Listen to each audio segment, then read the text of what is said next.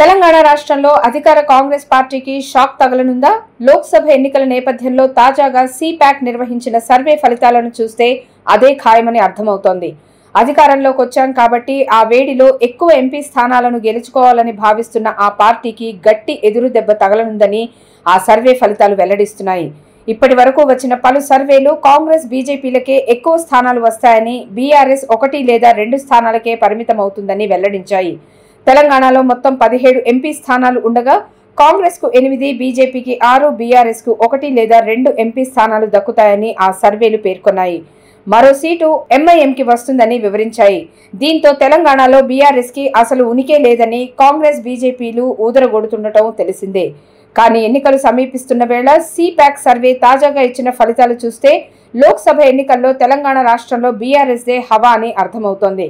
తెలంగాణలో బీఆర్ఎస్ 8 లోక్సభ స్థానాలు దక్కించుకుంటుందని, కాంగ్రెస్ 6, బీజేపీ 2 స్థానాలు మాత్రమే దక్కించుకుంటాయని ఈ సర్వే వెల్లడిస్తోంది.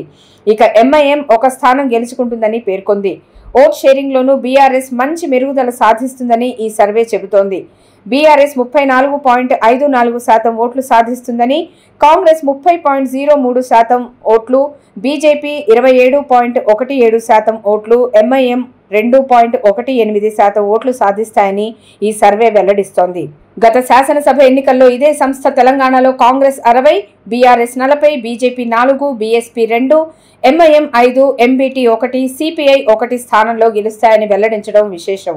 ఎన్నికల ఫలితాల్లో ఈ సర్వే చెప్పిందే నిజమైంది. అసెంబ్లీ ఎన్నికల్లో Congress 64, CPI 1, BRS 39, MIM 7, BJP 8 స్థానాల్లో విజయం సాధించడం గమనార్హం.